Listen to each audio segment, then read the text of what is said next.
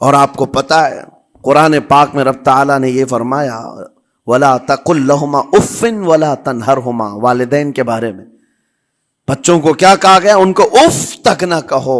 لیکن زبان جب کھلتی ہے نا ماں باپ کے خلاف، نوجوانوں کو ہم نے دیکھا ہے گالی گلوچ کرتے ہوئے اور اتنی بری باتیں کہتے ہوئے، معاذ اللہ. عزیزان گرامی وقار، حضور نے تو یہ فرمایا جس نے پلٹ کر کے اپنے ماں اور باپ کو سخت لہجے میں بات کیا یا ان کی نافرمانی کی، حضور فرماتے ہیں میرا دل چاہتا ہے کہ اس کے گھر کو آگ لگا دوں، آگ لگا دوں. اس لیے اس بات کو ہمیشہ یاد رکھیں، تمہارے لہجے کی سختیاں کسی کو زخمی کر دیں تو آخرت خراب ہو جائے گی، آخرت خراب ہو جائے گی. حضرت علقمہ رضی اللہ تعالیٰ عنہ حضور کے صحابی ہیں، حضور صلی اللہ علیہ وسلم کے صحابی ہیں. آخری وقت آ گیا تھا لیکن زبان نہیں کھلتی تھی. حضور پاک صلی اللہ علیہ وسلم کے پاس سفارش لائی گئی کہ آپ کے وہ ساتھی ہیں انتقال کر رہے ہیں لیکن زبان پر کلمہ بھی نہیں آتا. حضور تشریف لائے، دیکھا، پوچھا گھر میں ان کے کون کون ہے؟ کہا بیوی ہے اور ماں ہے. ماں کو بلایا اور کہا علقمہ کے بارے میں کیا کہتی ہو، کیسا تھا؟ کہا بہت اچھا، پرہیزگار، عبادت گزار، سارے نیکوکاریاں اس کے اندر ہیں. تو پھر حضور نے پوچھا اچھا یہ بہت نیک تھا، تم بھی اس سے راضی ہو کہ نہیں ہو؟ ماں نے کہا میں نہیں راضی ہوں، میں راضی نہیں ہوں. کہا کیوں، وجہ کیا ہے؟ کہا یا رسول اللہ میرا اکلوتا بیٹا، میرا تنہا بیٹا تھا، بڑی محبتوں کے ساتھ اس کو پالا تھا، اور جب میں نے اس کی شادی کی اپنی بیوی کو لایا اور جب بیوی گھر پر آ گئی تو میری بات کو ہلکے میں لیتا، اپنی بیوی کی بات کو فوقیت دیتا، ترجیح دیتا. اور اس وقت غالباً یہ باتیں تھی کہ زبان سے کوئی کلمہ ان کے نکلا ہوگا جو بیوی کی حمایت میں تھی، ماں کو تکلیف پہنچ گئی. کہا میرا دل گوارا نہیں کرتا، میں اس سے راضی نہیں ہوں، باقی وہ بہت نیک بندہ ہے، بہت اچھا ہے. حضور نے فرمایا دیکھو زندگی کے آخری پڑاؤ پر آ چکا ہے، روح نکلنے کو ہے، معاف کر دو. وہ بھی صحابیہ تھی، انہوں نے کہا آقا آپ کا حکم ہے یا مشورہ ہے؟ اگر حکم ہے تو پھر ماننا ہے. حضور نے فرمایا نہیں، حکم نہیں، مشورہ ہے. کہا مشورہ ہے تو پھر دل نہیں چاہتا، دل نہیں چاہتا. حضور نے فرمایا صحابہ سے کہ لکڑیاں جمع کرو، آگ لگاؤ اور انہیں اٹھاؤ، آگ میں ڈال دو. آگ دہکائی گئی تو ماں کی ظاہر سی بات ہے ممتا بے چین ہو گئی. کہا ان کو میرے سامنے آگ میں ڈالیں گے؟ کہا ہاں، اس سے بہتر ہے کہ وہاں جلے گا، یہاں جلے. وہ ماں کہتی آقا آپ گواہ ہو جائیں میں اپنے بیٹے کو معاف کرتی ہوں. ادھر معاف کیا، ان کی زبان پر کلمہ طیبہ جاری ہوا.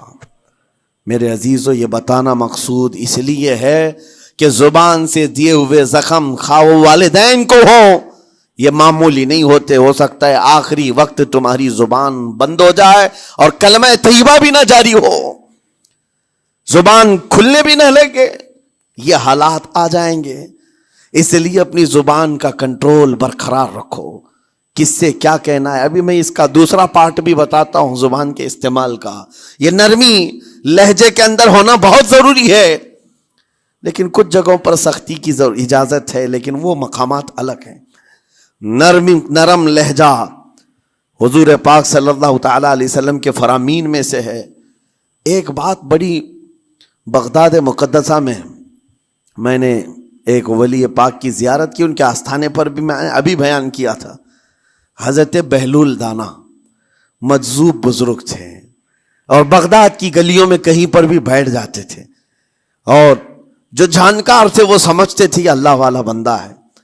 مجذوب کس کو کہتے ہیں؟ جس کی یاد الہی میں عقل فنا ہو گئی، ختم ہو گئی، اللہ کے ذکر میں اور اللہ کی یاد میں اپنے آپ کو فنا کر دیا ہے. اس کے اوپر شریعت کا قلم نہیں. ظاہر سی بات ہے شریعت کے سارے احکام اس پر ہیں جس کی عقل سلامت ہے. عاقل ہو، بالغ ہو تو نماز فرض ہے نا، عقل ہی نہیں ہے تو وہ مجذوب ان اولیاء کو کہتے ہیں. لیکن ان کے بارے میں حدیث میں ہے، اللہ کے نبی نے فرمایا وہ ایسے بندے ہیں کہ اگر اللہ کو قسم دے دیں کسی بات کی، اللہ ان کی قسم پوری کرتا ہے. وہ بہلول دانا بیٹھے ہوئے تھے. بغداد کا ایک مشہور تاجر تھا، لیکن خستہ حال تھا، بہت نقصان اٹھا چکا تھا، خسارے میں چل رہا تھا، بزنس پورا لاس میں، اور وہ پریشان حال بہلول دانا کے پاس آیا، گڑ گڑایا، کہا کہ حضور مجھے بچا لیں، رحم کر لیں، میں تاجر ہوں، لٹ گیا ہوں، لاس میں ہوں، کچھ آپ فرما دیں، میں کیسے اس بھنور سے نکلوں؟ بہلول دانا نے دیکھا، کہا ٹھیک ہے، کچھ پیسے بچے؟ کہا ہاں ہے، وہ بس اتنا سرمایہ ہے کہ مال لیتا ہوں پھر بیچ دیتا ہوں، نفع نہیں ہوتا۔ بہلول دانا نے کہا ایک کام کر، کالا کپڑا جتنا ملتا ہے سب خرید لے، پورے شہر سے کالا کپڑا جہاں جہاں مل جائے سب لے کر اسٹاک کر لے۔ کہا جی حضور آپ نے جیسا فرمایا۔ گیا، جتنا سرمایہ تھا سب لگا دیا، کالا کپڑا خرید کر ایک جگہ اسٹاک کر دیا۔ اللہ والے کا حکم تھا، لیکن ہوا یہ کہ بغداد کا معمول تھا، 8 دن گزرے نہیں تھے کہ وہاں وقت کے حاکم کا انتقال ہوا، اور جب حاکم کا انتقال ہوتا تو شہر کے جتنے بڑے لوگ ہوتے، رئیس لوگ، وہ اس کے سوگ میں، اس کے غم میں کالا کپڑا پہنتے تھے، اور کالا کپڑا سوائے اس تاجر کے کسی کے پاس نہیں تھا، اور سارے بڑے لوگ پیسوں سے اس کے پاس کالا کپڑا خریدنے آئے، یہ منہ بولے قیمت پر، جیسے تیسے جتنی قیمت پر بولے سب خرید کر لے جاتے، اور پل بھر میں ایک دن کے اندر وہ بہت بڑا کروڑ پتی بن گئے، بہت مال آ گیا۔ یہ بات یاد رکھیں، اللہ مال دیتا ہے، اس کے بعد پھر آزمائش بھی ہوتی ہے۔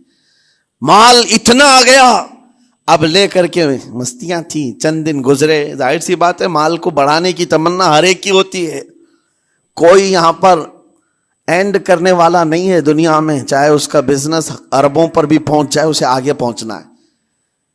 چند دن گزرے تھے، 8-10 دن، پھر آیا حضرت بہلول دانا کو ڈھونڈتے ہوئے، ایک جگہ میدان میں یہ مجذوب بزرگ بیٹھے مل گئے، آیا اور کہا او دیوانے بتا اب کیا خریدوں؟ پیسہ بہت ہے ابھی میرے پاس، بتا دیوانے اب کیا خریدوں؟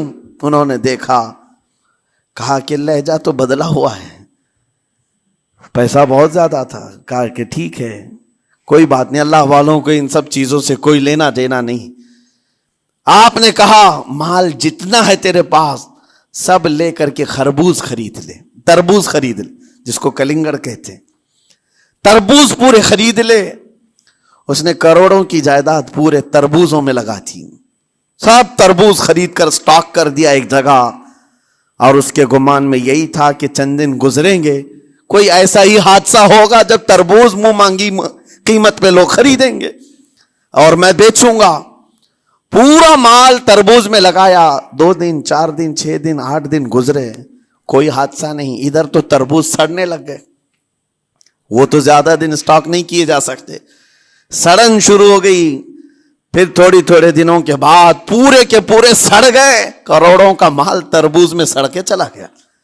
وہ کچھ بھی نہیں سکا، کچھ نہیں کر سکا، واپس چیختا چلاتا اسی حالت میں آیا، پہلے سے بھی زیادہ بدتر حالت میں میں آ گیا ہوں۔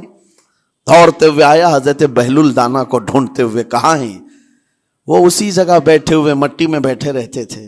قریب آیا اور کہنے لگا کہ آپ نے میرے ساتھ ایسا کیوں کیا بہلول؟